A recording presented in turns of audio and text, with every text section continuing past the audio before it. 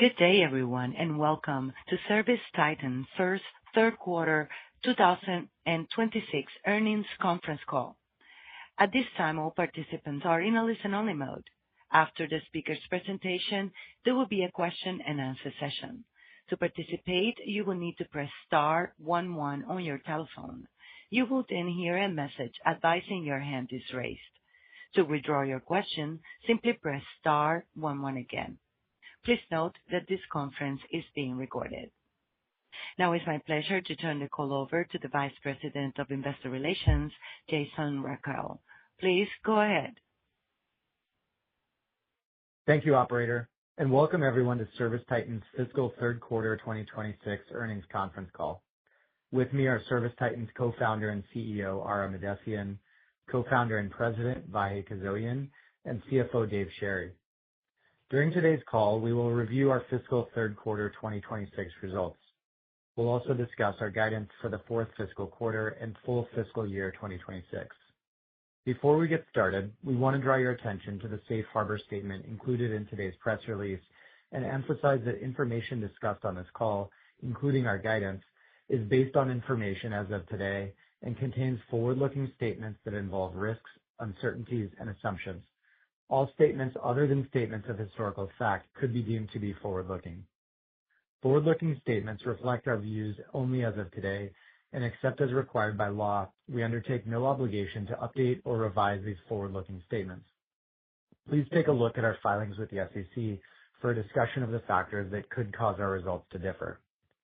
We also want to point out that we present non-GAAP measures in addition to, and not as a substitute for, financial measures prepared in accordance with generally accepted accounting principles. Definitions of these non-GAAP financial measures, along with reconciliation to our GAAP financial measures, are included in our earnings release, which we've furnished with the SEC and is available on our website at investors.servicetitan.com. Unless otherwise stated, all references on this call to platform gross margin, total gross margin, operating income, operating margin, free cash flow, and related growth rates are on a non-GAAP basis. Finally, we've posted an updated investor presentation that can be found on the investor relations website at investors.servicetitan.com, along with a replay of this call. And with that, let me turn the call over to Ara. Ara? Thank you, Jason, and thank you for joining us. Next week will mark the one-year anniversary of our IPO and the second annual Day of the Trades. As I reflect on this milestone and our progress over the past year, I am deeply humbled by how well Titans have shown up to deliver exceptional value to our customers. While we've come a long way together, I have also never been more confident that our opportunity to build the operating system for the trades is only just beginning. Our growth formula today remains the same as ever. We deliver real ROI to our customers, helping them reach even greater financial outcomes, and this allows them to grow their businesses, which drives more technicians and GTV on our platform and leads to higher subscription and usage revenue for us. As they realize the value of our software, they buy more pro products, which further drives our growth. This growth formula is now compounded by our opportunity to democratize AI for the trades. During the third quarter, year over year, we delivered 26% subscription revenue growth and 25% total revenue growth with record free cash flow. Our overall financial performance was greater than we expected due to steady execution with both new and existing customers and strength in usage revenue. The breadth of performance against each of our main priorities this year, exciting momentum coming out of our annual user conference, and an expanding scope for ServiceTitan to bring automation to trades all continue to underscore our opportunity to transform the lives of every hardworking contractor. I want to talk this quarter about the Wrench Group, one of the largest operators in the trades with more than 7,000 employees serving over 2.5 million end customers annually across multiple trades and 14 states. The Wrench Group, backed by high-profile leaders in private equity, is one of our longest tenured customers and has embedded our software as a standard operating system at the core of its operations. But the world is evolving, and Wrench Group's new Chief Information Officer, David Fitzinger, responsible for technology across the org, now says they are thinking about the ServiceTitan platform differently than in the past. As Wrench looks at acquisitions, for example, companies already on the ServiceTitan platform ease the inherent complexity of integrating targets. And that's in concert with changing principles as the business seeks to unlock silos and incorporate enterprise thinking. Prinsinger told me, we want to unlock best practices at an enterprise level, allowing us to tap into the strength, reporting, and consistency across the org without infringing on the autonomy and entrepreneurial spirit of our locations. And ServiceTitan is at the core of what we want to do and provides us with a platform to execute. This size and enterprise scale are believed to be accelerating differentiators in the world of AI. Prinsinger told me that he believes leveraging an integrated ecosystem of technology allows organizations to thrive by creating comparative advantages and differentiated customer outcomes. And he believes that ServiceTitan has formed the industry's best ecosystem critical to lasting organizational growth. As part of its enterprise-level strategy, Wrench Group recently rolled off of a horizontal marketing platform to leverage the purpose-built capabilities of Marketing Pro. Quote, the usability, scalability, simplicity, and consistency across locations are exactly what a trades business like ours requires, end quote, said Prinsinger. Quote, and we also now have 99% of our locations using Scheduling Pro, which feels like table stakes as we make it easy for customers to do business with us, end quote. And as you'd expect to hear from a world-class executive, Wrench is playing offense with AI, putting the customer experience at the forefront by leveraging AI voice agents in the contact center, a normal language interface to enhance the in-home experience, and most importantly, by leveraging predictive analytics.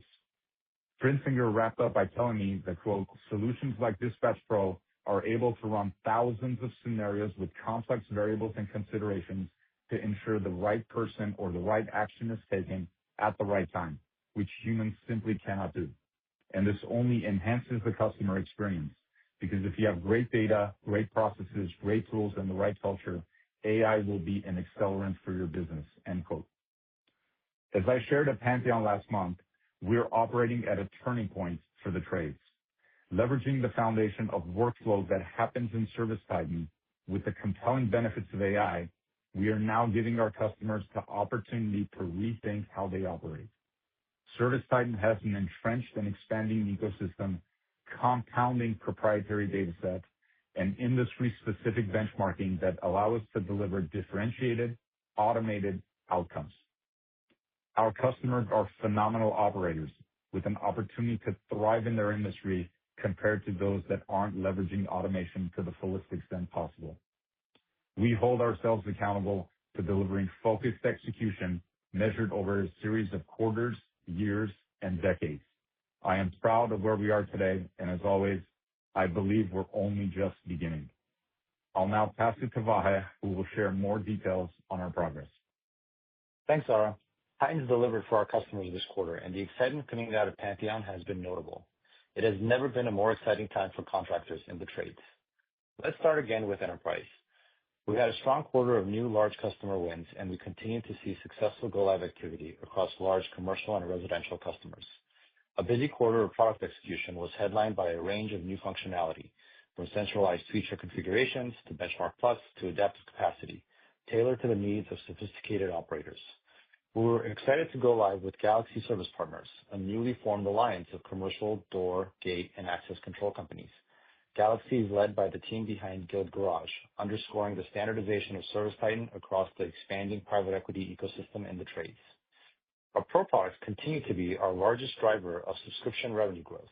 This quarter, we introduced Field Pro, the next evolution of Sales Pro that extends AI to technicians in the field, and we released virtual agents across the entirety of our Pro portfolio.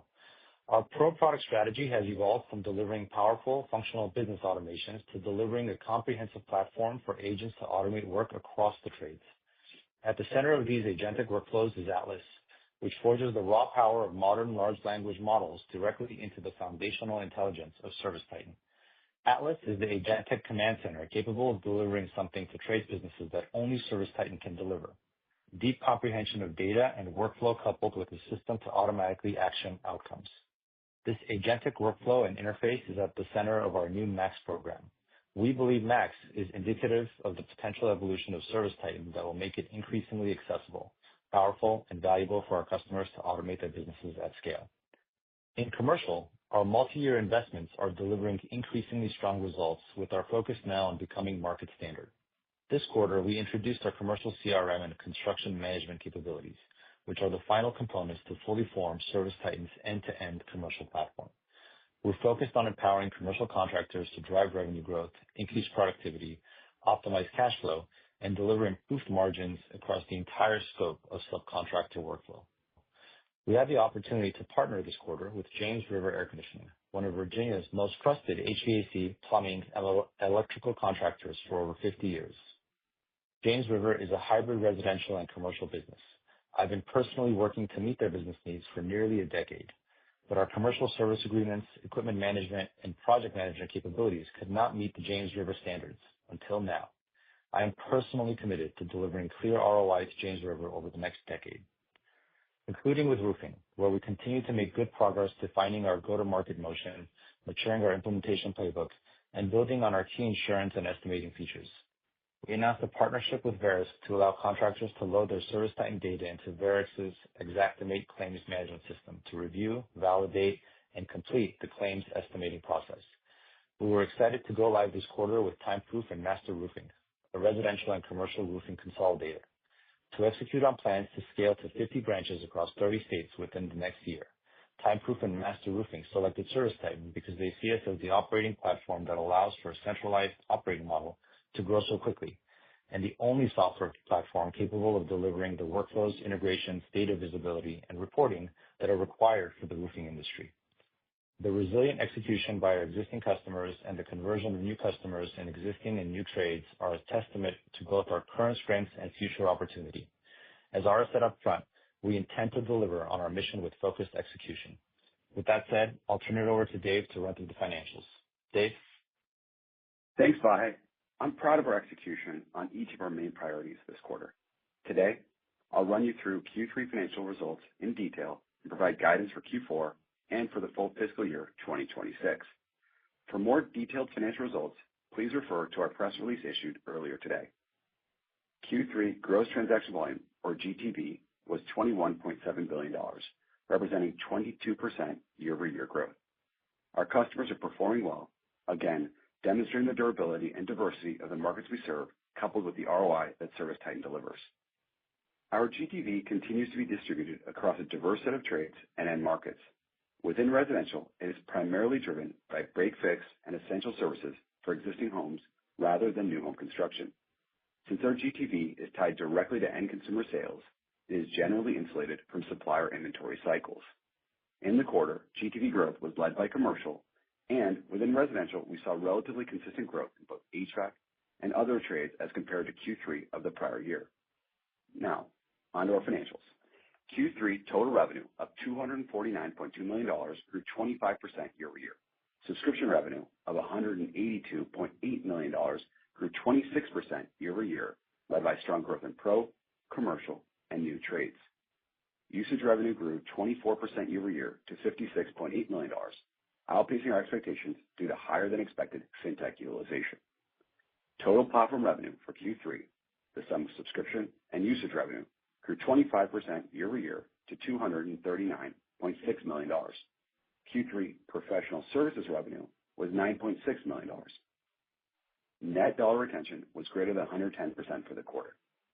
Q3 platform gross margin was 80.2%, an improvement of 310 basis points year-over-year. As a reminder, roughly 200 bits of this improvement resulted from the allocation of certain customer success expenses to sales and marketing. Total gross margin for Q3 was 74.3%, up 390 basis points year-over-year. Q3 operating income of $21.5 million resulted in operating margin of 8.6%, an improvement of 780 basis points year-over-year.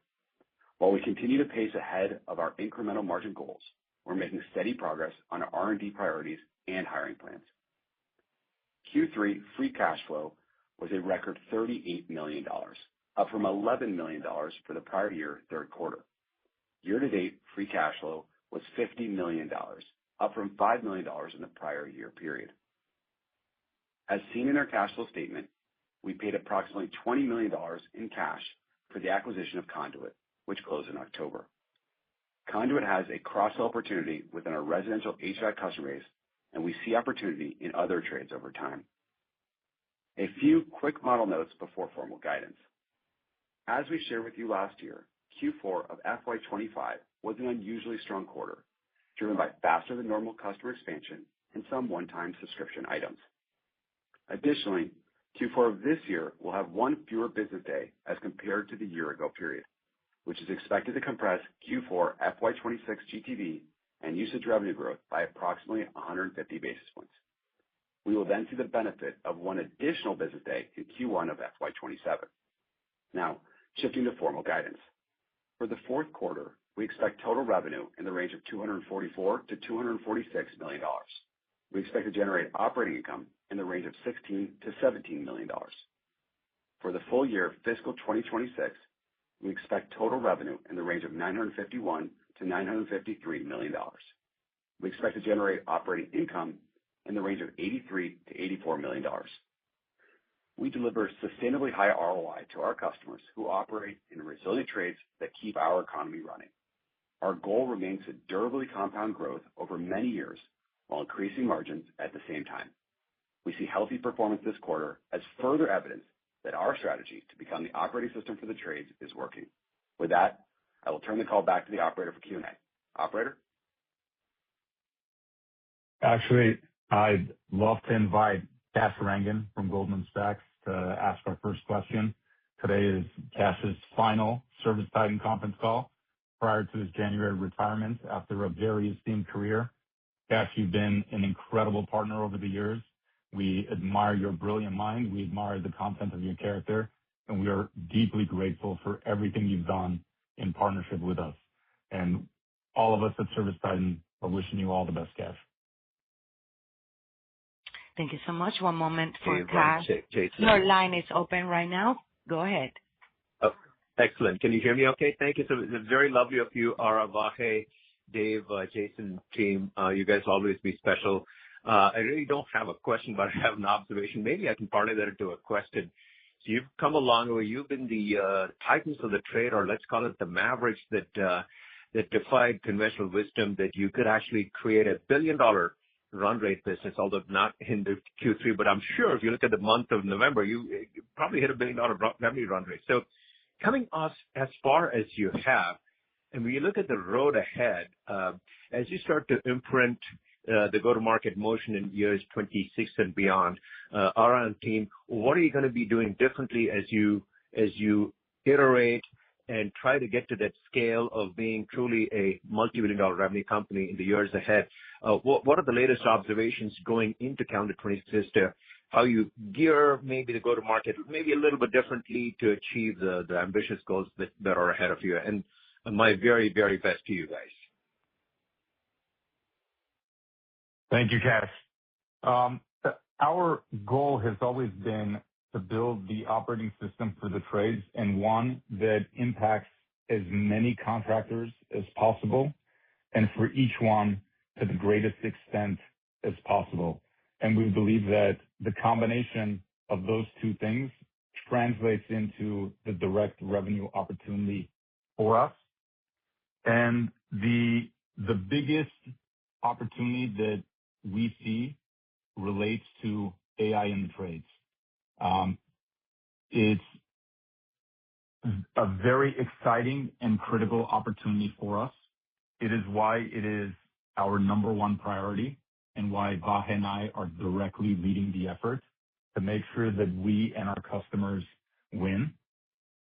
Ultimately, customers want one platform that fully automates all of their key workflows and ultimately optimizes for revenue and profit for them.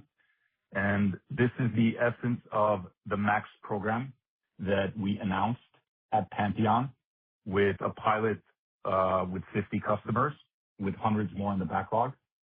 Because for us, customers have told us that they don't want to set up and manage lots of different AI point solutions. They don't want to deal with different point solutions interfering with one another. They don't want to optimize locally for things like leads or call booking rates.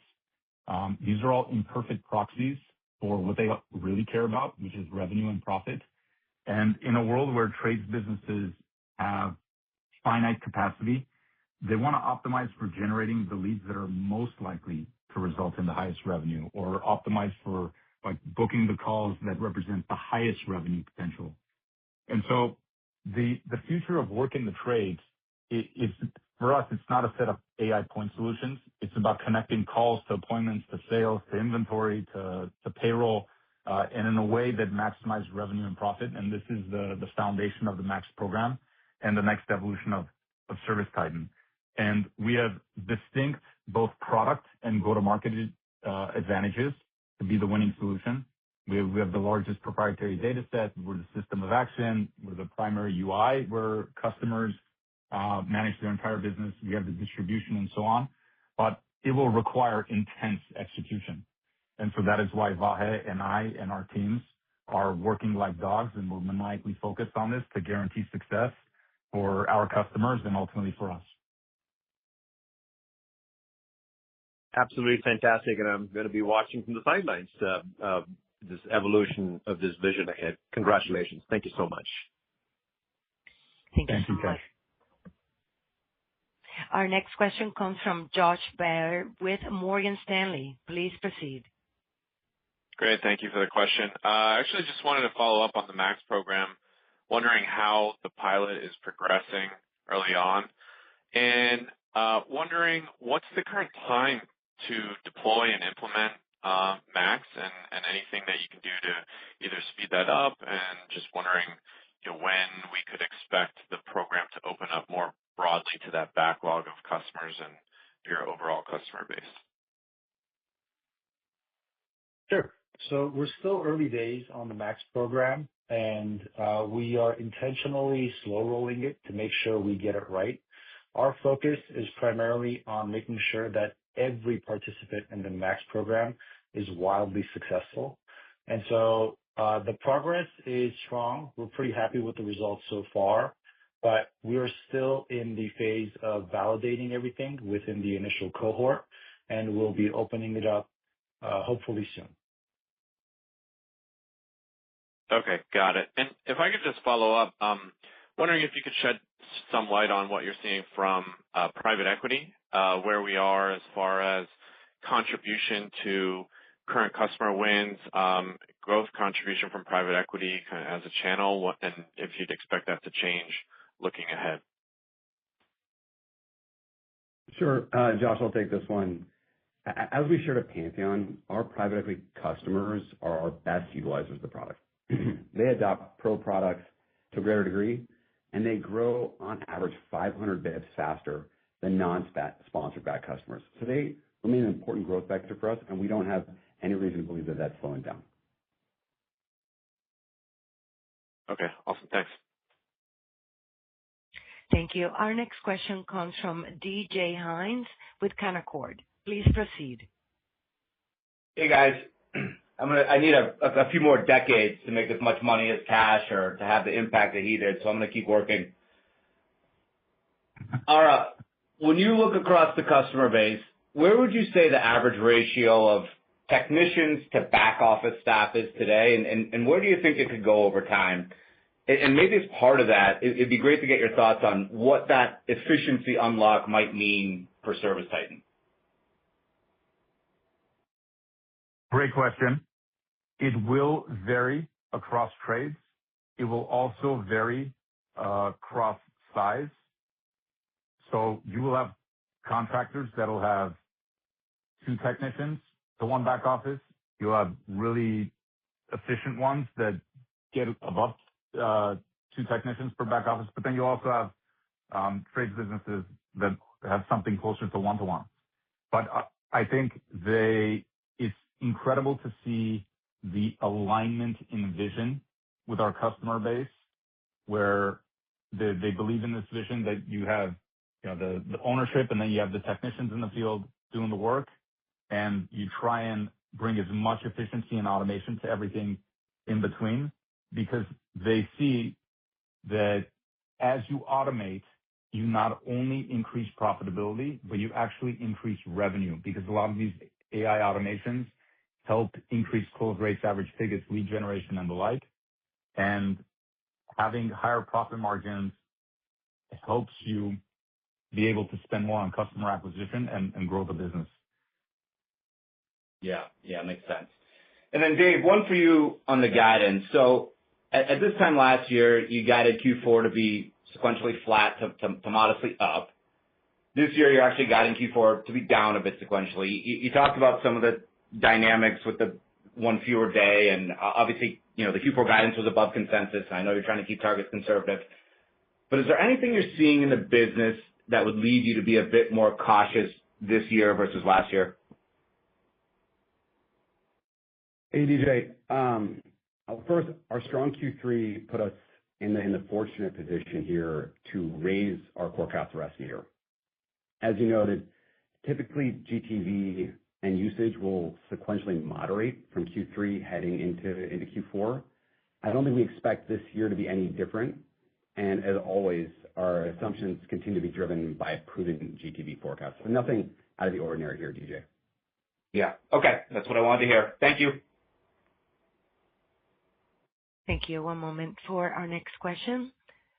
That comes from the line of Dylan Becker with William Blair. Please proceed. Hey, gentlemen, really appreciate it. Maybe for Vahe, I know Ara talked about kind of the value of the ecosystem, but you also called out with the initiative around roofing, the partnership with Verisk. Wondering how you're kind of thinking about diversifying and broadening out the broader partner ecosystem, but maybe what that in particular unlocks around the insurance side, working with kind of the exterior trades as you're thinking about continued expansion into that domain or that realm. Thanks. Yeah. So as part of our efforts around roofing, the current areas where we're focusing our efforts are primarily around insurance-based roofing workflows, and the partnership with Verisk is obviously an important part of that. As we look ahead, we think that the insurance integrations will likely have applicability to other trades like water damage restoration and so on. But that's more of an upside for the future. It's not currently something that we're working on today. And the progress that we're seeing across roofing in general has been really strong. We're seeing a ton of traction, both in terms of the sales side of things, but also our ability to get customers live. And so we remain as bullish as ever on the roofing side. Great. Thank you. And then maybe one for Dave, if I can as well, too. Really appreciate kind of the color or commentary around the diversification of GTV, but maybe if you could kind of double click on that as we think about kind of the health of the consumer, where you're seeing momentum kind of on that side, and maybe a way to think about the dynamics you called out around kind of the break versus fix, or break fix versus replace exposure, or anything for us to be aware of on that front. Thank you. Sure, Dylan. We look at a lot of internal data points. There are two main ones that we look at. The first is job growth, and the second is average ticket. And what we've seen in the last quarter has been pretty consistent on both. And so that, for us, gives us an indication that the economic market is fine, and that's what we're assuming in our guide going the next quarter. Perfect. Thank you. Our next question comes from the line of Scott Berg with Needham & Company. Please proceed. Hi, everyone. Really nice quarter here, and thanks for taking my questions. I guess I want to stick on the commercial side for both of them. First question probably for Ara is on how you plan to maybe invest in the commercial opportunity as you start thinking about fiscal 27. You seem pretty confident that you have all the functionality you need to really press into that area today, but do you do anything differently as you start thinking about how you tackle that opportunity next year? It's not so much different. I think the thesis still remains the same, that we need to nail construction, which is our current focus on the commercial side for the subcontractors. And that will not change as we go into next year. Where I suspect a lot of the value creation will shift to is less of these table stakes features and more AI-driven value creation, particularly on the CRM side. And so that's where I suspect a lot of the R&D efforts will be going into as we think about going into becoming the market standard within the commercial space. But the traction that we're seeing overall within the commercial market has been very strong. And the thesis around having a holistic solution that can cater to both the service side and the construction side of the subcontractors is proving out like how we hoped it would. Excellent, helpful. And then as a follow-up, Dave, your comments on GTV started by saying outperformance in the commercial side, which I find maybe not unusual, but a little bit surprising because the usage of those solutions on the commercial side is certainly less than on the residential side. But was there anything unique to call out, for the strength there on the commercial side in the quarter, or was it just kind of just general usage, I guess? So I'd say that what we saw in GTV was continued progression in commercial as a growth driver for us. But you hit on, I think, an important point there on what's driving our usage take rate. And that, again, happens to be the higher adoption of our fintech products. We've seen more volume come on platform, which, of course, we monetize more. That's more than offsetting the growth in commercial, which does, to your point, have a lower GTV usage take rate. Excellent. Next quarter. Our next question comes from the line of Parker Lane with Stifel. Please proceed. Yeah, hi, good afternoon. Thanks for taking the question. As you guys make a bigger push into the commercial space with the construction workflows and CRM, just wondering if you could comment on some of the learnings you're finding in that area. What level of satisfaction are people having with the workflows or solutions they have in place there today? Is there more of a desire to consolidate on one platform that's driving that opportunity for you? And lastly, when you look at the opportunity, is it fair to say that your existing residential customers are the ripest opportunity, or do you think there's a handful of organizations you don't have relationships with today already on residential that could be attractive targets for commercial?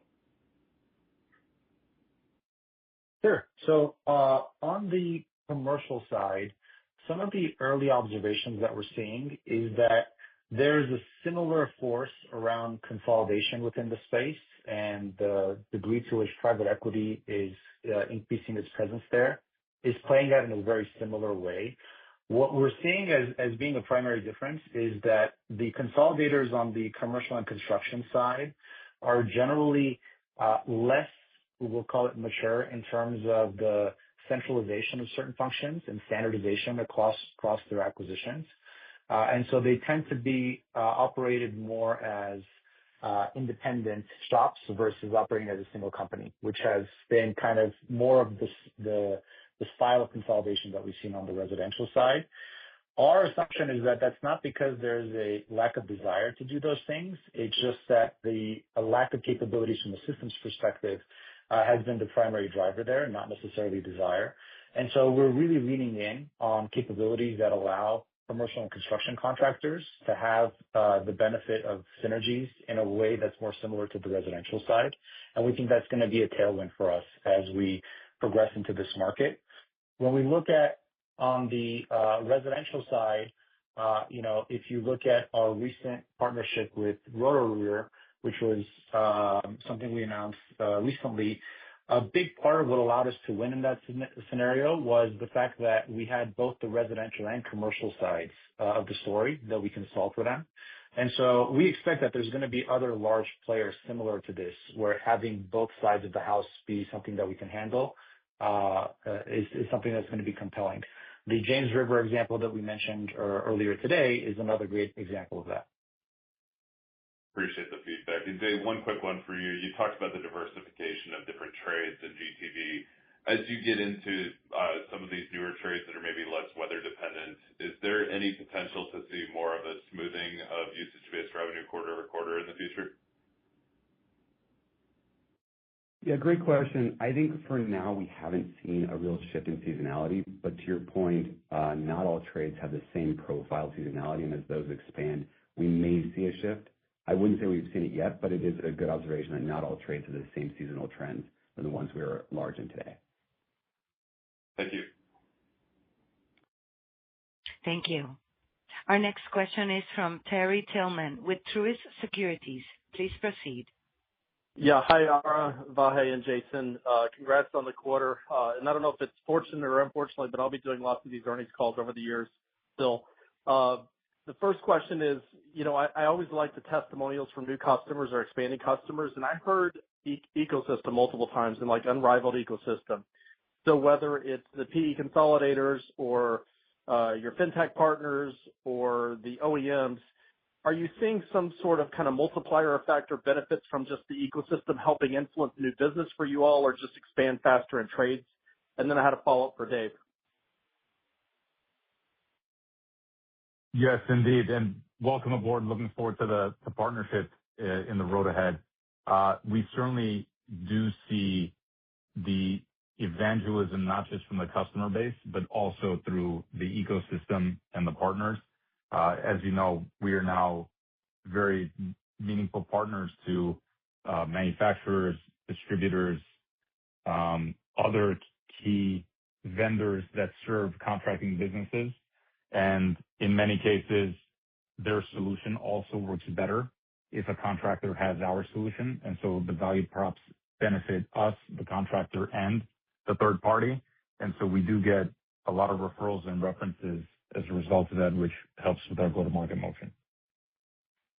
That's great to hear. And I guess just the follow-up for Dave, it sounds like one less day in the quarter for 4Q.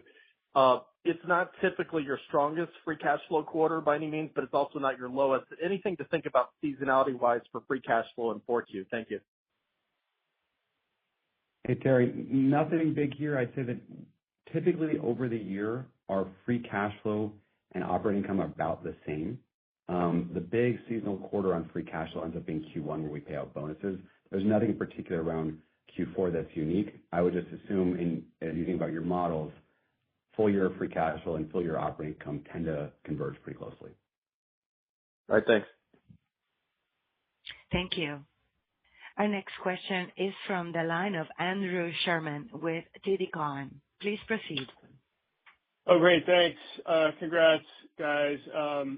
Dave, on the Resi HVAC, great to hear it was consistent year over year. Could you talk about why your GTV there is generally insulated from the volume declines that the OEMs have seen worsen the past couple of quarters? And as their cycles start to improve, maybe next year, could that turn into a tailwind for you? Sure. I think it's important to remember, as I mentioned in my prepared remarks, that our GTV in residential is driven by break fix and existing homes. And our GTV includes components beyond system sales like labor, parts, and membership. There are other data points out there, like you said, the OEMs and other indices that may be impacted by certain variables that don't generally drive our GTV, like new home construction and supplier inventory cycles. So as those go up and down, you may not see us fluctuate exactly with them. And lastly, I think it's really important to remember that we have a diverse customer base across many trades and end markets. It's this diversity combined with the world-class operators that are our customers, combined with our software, which adds a lot of value to them, plus new customer additions. It's the foundation of the steady GTV growth you've seen over time. This quarter really wasn't any different there, and that's sort of the foundation from which we grow over time.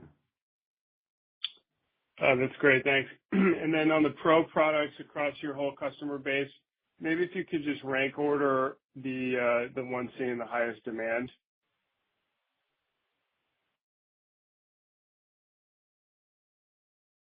So I would say our most mature products are generally the ones that are the most penetrated. So Marketing Pro, for example, has been the one that has been in the market the longest and is the most mature.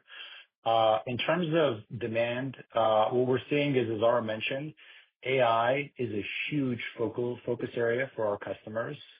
It's pretty strange, actually, to see how aggressive our customers are demanding solutions within the AI world.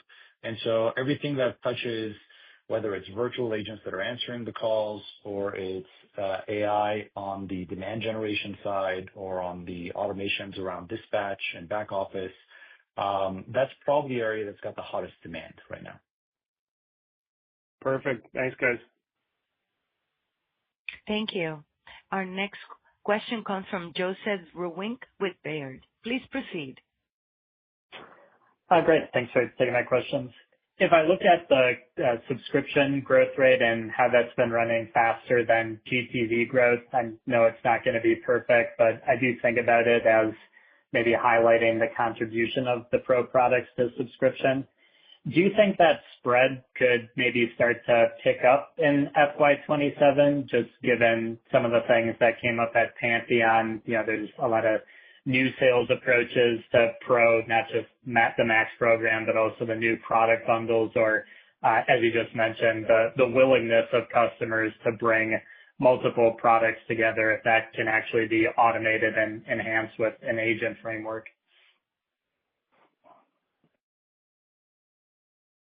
Yeah, I think, look, our platform earn rate is driven by a couple of factors, and what you're thinking on is usage and subscription. I think pro continues to be a major growth driver for us. We've also seen substantial growth in our customers' businesses, which is driving usage, and the usage recently has been augmented by the adoption of our fintech products. So I'm not sure I'm ready to call for a change in the gap between the two growth rates.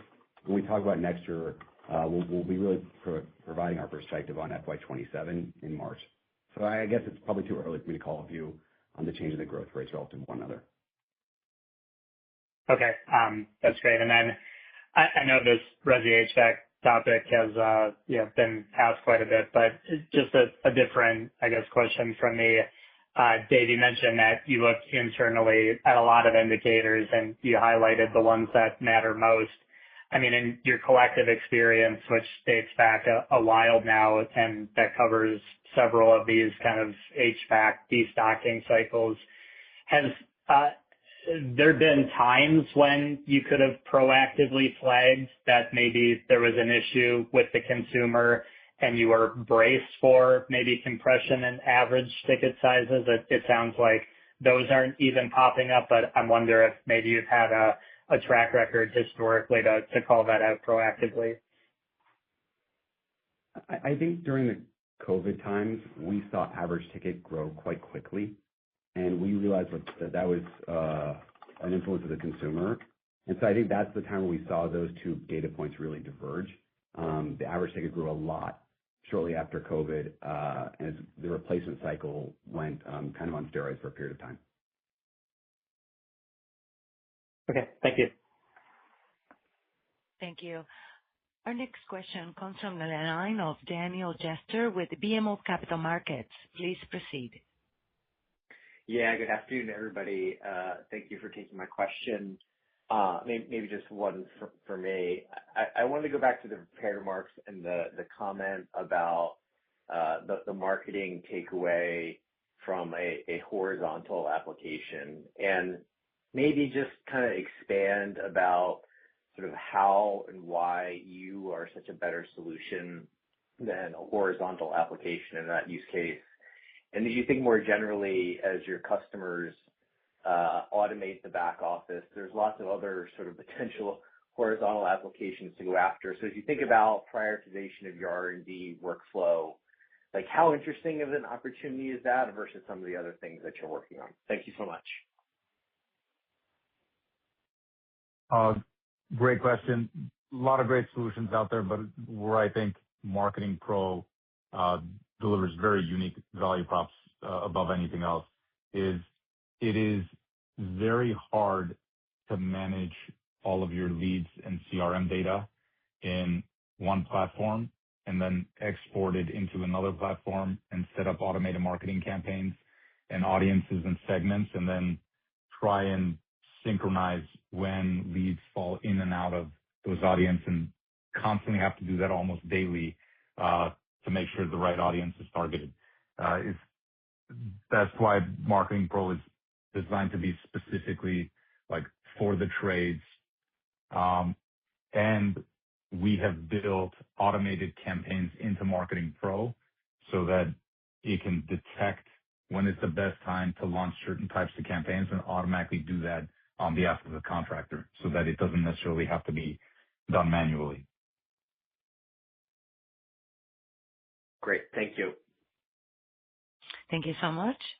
Our next question comes from the line of Yun Kim with Loop Capital. Please go ahead. All right. Thank you. Vahe, it's more of a strategic question, but obviously we're hearing a lot more about agentic commerce and general adoption of AI chatbots like ChatGPT in the consumer market. How does that change your current product strategy, especially around marketing and sales products? And does this potential rise of agentic commerce, does that represent an opportunity to increase your GTV take rate? Thanks. So it's still early days on that transition, and we're obviously keeping a very close eye on how the consumer behavior is changing and how that would flow into us. We obviously have several products that would be affected by that in terms of things like reputation and our online booking integration with Google and so on. But we also think that it would present a meaningful opportunity for new products and new services to emerge. We've all kind of seen the OpenAI marketplace and how exciting that is for players to engage. And so we expect that consumer behavior will change, that the way in which they find contractors will evolve from what it is today. And we're certainly very keen to capitalize on opportunities that will emerge as a function of that. But it's still hard to say exactly how it's going to shake out. We're just going to make sure that wherever it shakes out, we have the best product in the market for our customers. Okay, great. And then Dave, real quick, anything to note around contract length and billing cycle as you continue to increase your commercial mix and also larger customer mix increases? We bill generally monthly in nearly all cases, even for large customers in commercial and residential. And I don't see that changing. So no, I don't think that changes as we shift our focus towards more commercial or even larger customers. Okay, great. Thank you so much. Thank you. Our next question comes from Tyler Radke with Citi. Please proceed. Yeah, thanks for taking the question. I wanted to follow up on the construction opportunity. Obviously, big market. You have a pretty good vision on, full platform, doing everything from the workflows, payroll, et cetera. Like, where do you start? Where are you finding kind of the biggest low-hanging fruit? And just give us a sense on, how often you're sort of replacing third-party solutions versus, greenfield. Thank you. So we rarely see greenfield. A vast majority of customers that we take on across the board, but especially in construction, are generally coming from something. The areas where we found the most success is contractors that are primarily focused on the service side of their business and looking to expand that part. That's generally where we're able to provide the most value to the subcontractors that approach their business from that perspective. As the construction module becomes more mature, we are starting to take on more and more subcontractors that focus more and more on the construction side. And today, I would say we're at a point where we could take on pretty much any subcontractor in the mechanicals that's got up to a per project size of about $10 to $15 million on a per project basis. The work we're doing over the course of the next 2 quarters should push that up meaningfully into the $20 to $30 million per project range. But as you imagine, for most subcontractors in the trades, that's well north of the largest projects that they take on. And we've seen that the vast majority of prospects that we talk to fit within kind of that size range. And so for us, the work on the construction side now is going more towards the true value creation aspects of helping them grow, helping them increase their margins, helping them improve their on-time performance, versus handling kind of the table stakes features, which is what most of the market does today. Thank you. That's helpful. And Dave, on the profitability side, certainly been tracking well ahead of plan this year. You've seen nice expansion on both operating and cash flow margins. I think you had some comments just around some of the hiring trends and everything, but any early look on how to think about margin expansion next year? Anything else on FY27 would be great. Thank you. Sure. I think we continue to be really intentional with you guys about guidance. We know we want to establish a track record with you all, and our plan is to provide a view of annual numbers in March of next year. What I'll say is that you should expect from us to have the same framework we had this year, which is constraining our growth, maximizing our growth constrained by two variables: 24-month CAC payback, 25% incremental margins. Now, this year, we were a bit behind on hiring, and that has led us to being a little over our incremental margin targets when you combine that with the strength we've seen in usage. I would expect next year for us to again target the 25% incrementals, but expect less upside than we've seen this year as we catch up on hiring towards the end of this fiscal. Very clear. Thank you. Thank you.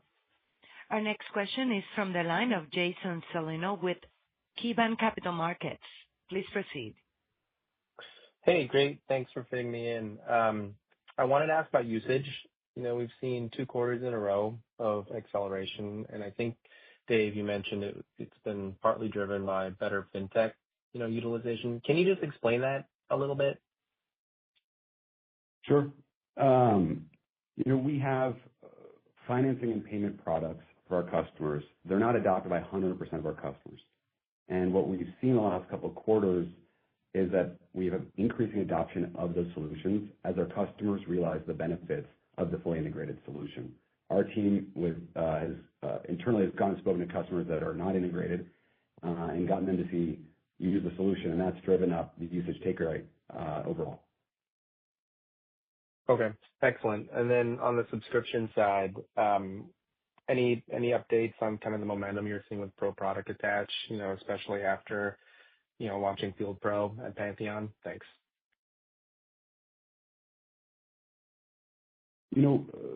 We continue to see strength in our Pro product attach. I think that is one of the main and most important growth drivers for us. I think that what you're seeing, if you look at our overall platform earn rate, is a tale of sort of 3 things. The first is when GTV grows the way it did in the quarter, subscription revenue doesn't grow directly with it, which is a headwind to earn rate. The second is we're seeing a lot of growth in markets where we're not the market standard. As you can imagine, our earn rate is lower in markets where we're not the market standard. Those 2 headwinds are being more than compensated by the growth we're seeing in Pro products. And that's sort of because Pro products remain a growth driver for us, which is why you see our overall earn rate expand year-over-year on the same comparable period.